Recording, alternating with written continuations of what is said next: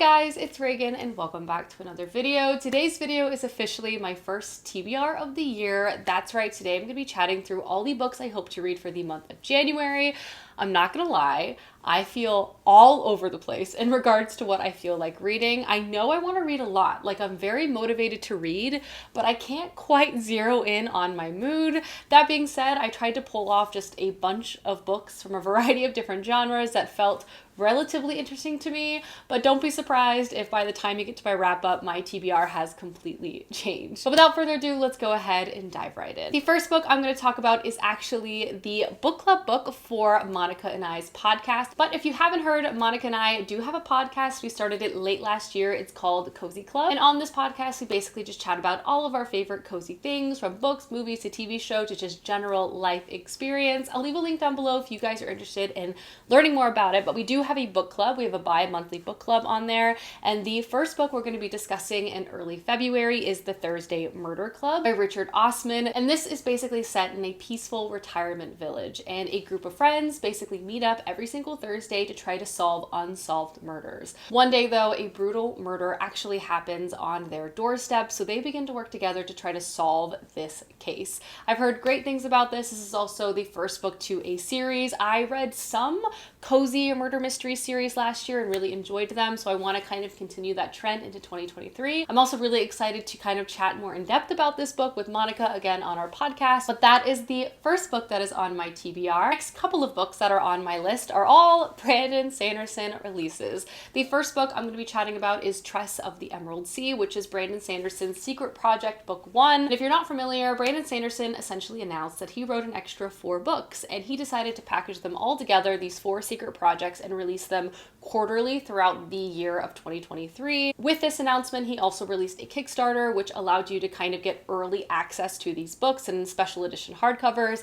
Me, being a Brandon Sanderson stan, naturally backed this Kickstarter, so the first book actually came out a bit early on January 1st. I'm literally reading it as we speak. And the first one, again, is called Tress of the Emerald Sea. It is a Cosmere novel. I'm not going to dive into the synopsis of this book, as I feel like it could be personal preference if you want to go into this blind or not. But so far, I am really enjoying it, and I am doing an in-depth reading vlog about this secret project release. But obviously, it's on my TBR for the month of January. I and the rest of the world have been highly anticipating it coming out. And the other Brandon Sanderson book that is on my TBR is Shadow of Self. This is book 2 to Mistborn Era 2. I reread Alloy of Law last month, and I basically just want to continue the trend of rereading the series so I can get to the newest release, The Lost Metal, which I have heard only fantastic things about. Some people even compare it to being like just as fantastic as Era 1. But if you're not familiar, Era 2 Mistborn is basically a flintlock style fantasy story. We primarily follow our 2 main characters, Wax and Wayne, which are kind of like Wild Wild West vigilante heroes in some aspects. At the beginning of book 1, Wax a Million, who also has like ties to nobility, has just moved back to the major city, and he tries to leave his life of like crime investigation behind, but he gets pulled into a new conspiracy and everything sort of begins to balloon. Book 1 in this series, in my opinion, is just okay, but I recall books 2 and 3 being unbelievably fantastic, so I'm looking forward to kind of reminding myself of this world and then diving into the newest release. I also feel like the evolution of the world and the magic is such a fun thing to encounter in Era 2. Particularly, the magic system centers around metal and the consumption of metal, so adding like a flintlock element to that just feels really, really ingenious. Nevertheless though, book 2 will be getting read this month. I feel like I am very much in my Brandon Sanderson feels right now, and I am trying to prevent myself from rereading all of his books, so we're just gonna keep it to Shadow of Self. Next book on my list is a new release. There are so many incredible releases coming out this month that I feel like a few more might sneak onto my TBR, but the book I am talking about is Hellbent by Leigh Bardugo. This is book 2, the long-awaited and much anticipated book 2 and sequel to Ninth House by Leigh Bardugo. This is Leigh Bardugo's like mystery, thriller, dark academia, occult, secret society series. I really enjoyed book one. It is incredibly dark, and I do want to call out that there are quite a few trigger warnings within this series. But in this book, we follow our main character, Alex, and she's basically presented an opportunity at a new life while she is in a hospital room in LA. Once she accepts, she's basically sent off to attend Yale University as a freshman student. She's sent there by a very sketchy organization to begin investigating the secret societies on campus to essentially see if they actually have any true connection to magic, as many of them claim to do. See Alex as she gets kind of deeper and deeper into these secret societies that exist on the Yale campus, and also is surrounded by many privileged and pompous individuals, but everything kind of takes a turn when a murder actually occurs on campus, and Alex is determined to get to the bottom of it. Book one was great. It was gripping. I really could not guess where it was going. I'm really looking forward to see how the series is going to continue to expand into book two. So obviously this is one I want to get to this month. Next, I have a few series that I just want to continue my momentum with. First off, I have Age of War by Michael J. Sullivan. This is book 3 to the Legends of the First Empire series by Michael J. Sullivan. I've heard such good things about this. In fact, I've heard that this is perhaps the best book within the entire series. We shall see. But reading the Legends of the First Empire series has been such a joy for me. I have just been sucked in by not only this author's writing, but his characters and just the concept of this overall. But if you're not familiar, this book series is set sort of on the brink of ancient civilization. We follow a variety of groups of individuals. First, there's humans, and they kind of live in very isolated communities. They farm and they exist, and that's basically it. There's another group of people called the Frey. They're very elven-like, and they have magical powers, and humans actually worship the Frey as gods. At the beginning of book one, though, a human actually kills off the Frey, kind of destroying the illusion that these beings are all powerful, also bubbling forth a possible conflict. This book is full of so many fascinating characters, also paced so well, with each book kind of bringing the plot forward in a new direction in a very satisfying way. I also love that this book is set in a sort of fantasy ancient past. We see the evolution, particularly of human society, with inventions and kind of deconstruction of like political ideology and alliances. All these things feel very new within this world. On top of that, I just find the writing and the style of this book to be very, very like pastoral and homey for me for some reason. So I also just feel like it's a perfect winter read. I just want to continue my progress with this series, and hopefully I'll be able to finish the entire thing in the first half of this year. Next, I have Nemesis Games by James S.A. Corey. I have been loving the Expanse series. I read books 3 and 4 last year, and I feel like with every book, I like it more and more. This is a very beloved space opera series where each book kind of has its own individual plot and story, but we do have a few overarching characters that we run into time and time again. I do feel like with this series having unique plots book over book, it allows for a sort of abstract escalation of the sci-fi